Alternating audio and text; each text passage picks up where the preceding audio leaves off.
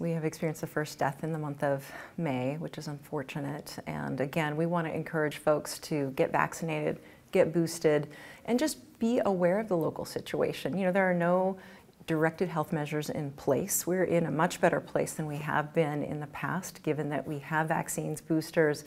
We know how to manage through these surges as they come and go during the pandemic. We have treatments and medicines, antivirals, so we're in a much better place than we were back in 2020, for example. But part of staying healthy and safe is knowing what the situation is on the ground.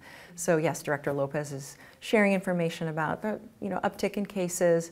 We monitor wastewater. We have been doing that since 2021.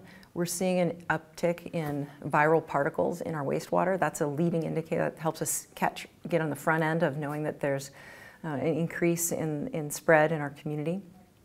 So people should just be aware of the situation, and they can better make decisions to protect themselves and their families and our neighbors, and recognize that there are still young children in our community who aren't old enough to get a vaccine. There are still elderly folks and people with immunocompromised situations who depend on us making smart choices.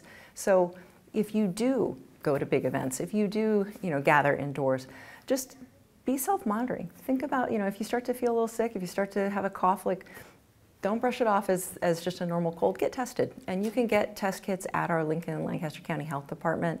They're accessible. You can walk into the department and request one. You can get tested at urgent care if you feel more serious set of symptoms. And just be on top of your own health and safety so you can protect the health and safety of others.